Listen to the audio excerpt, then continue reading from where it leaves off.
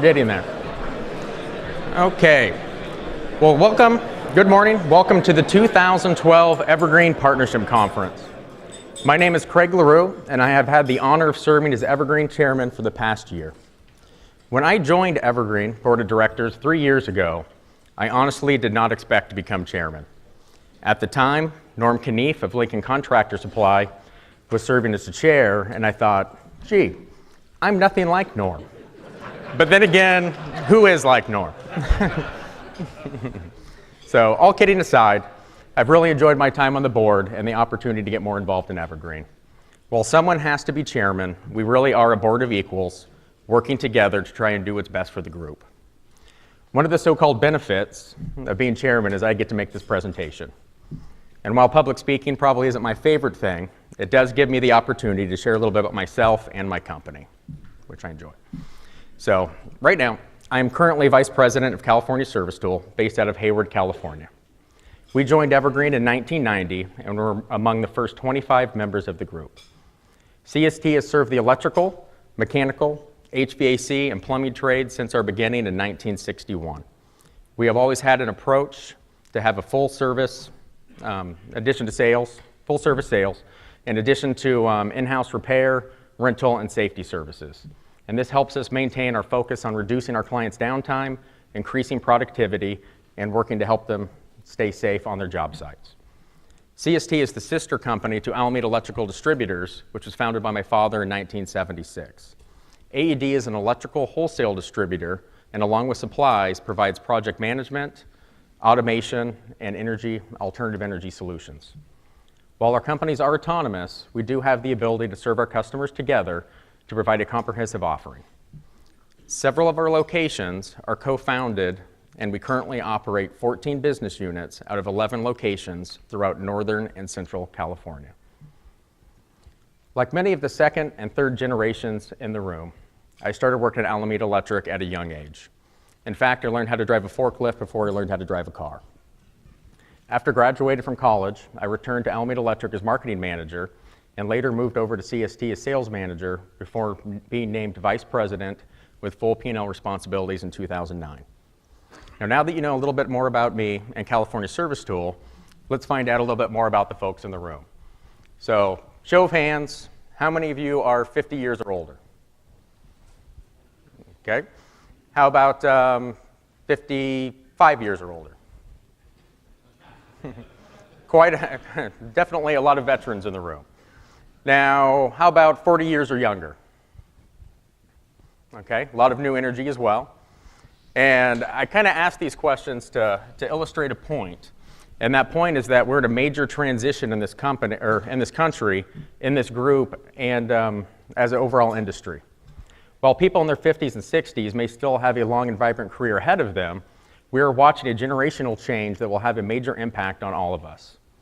What we see happening here is playing out across all industries with our customers and with our suppliers. It is important that we understand what is happening.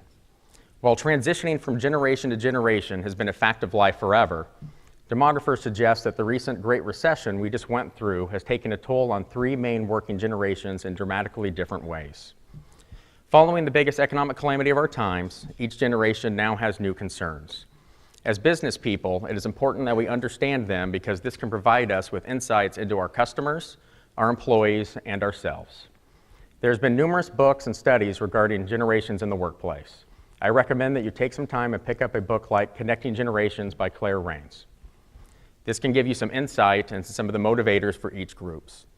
CRM Magazine recently updated a study that they first conducted in 2008 that focused on the attitudes and spending behaviors of the largest U.S. generations.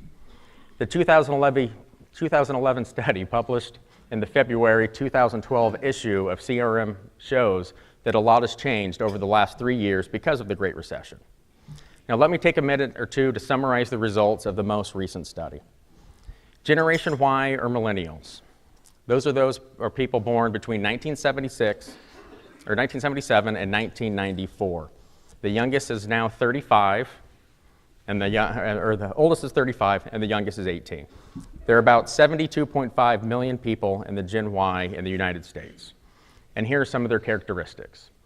They are empowered, They are disappointed, savvy, optimistic, and unemployed. They are the highest educated, diverse, and tech proficient. They distrust traditional advertising and are more likely to listen to opinions of their peers.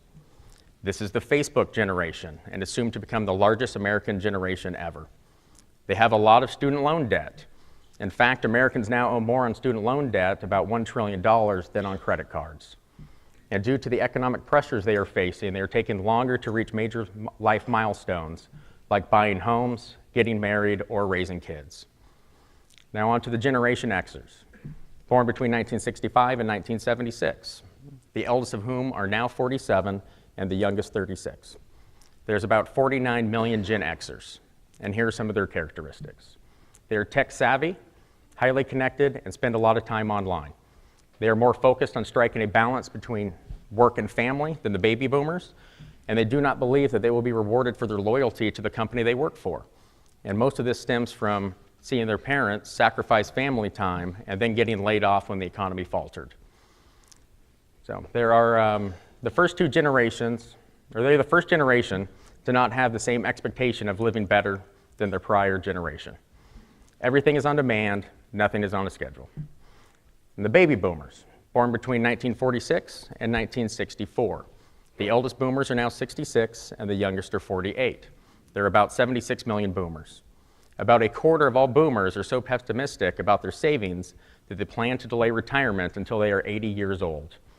Most expect to work at least 5 to 7 years longer than they had planned. And they're staying put. They were caught totally flat-footed by the housing crisis and had most of their net worth in their homes.